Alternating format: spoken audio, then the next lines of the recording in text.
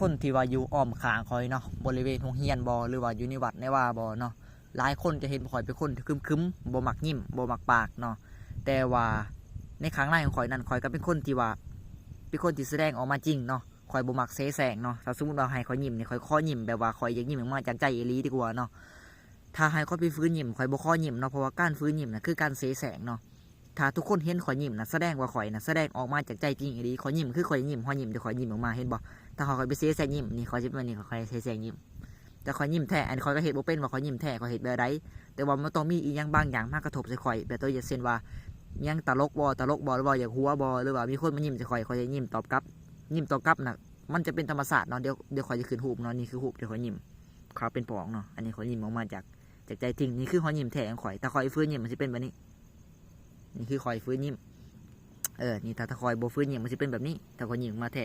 หรือถ้าว่าข่อยตลกหรือว่าข่อยอีหยังมันข่อยจะยิ้มออกมาจากใจจริงเนาะอันนี้คือท่าแท้ของข่อยถ้าให้ข่อยไปฟื้นยิ้มข่อยบ่เฮ็ดเนาะอันนั้นเนาะนี่คืออันนี้คือสิว่าจังได๋วะสิว่าจังได๋เด็ดเนาะในบังคับตัวเองบ่ได้ให้ยิ้มแบบแท้หรือว่ายิ้มปลอมนะอันนี้ยิ้มปลอมอันนี้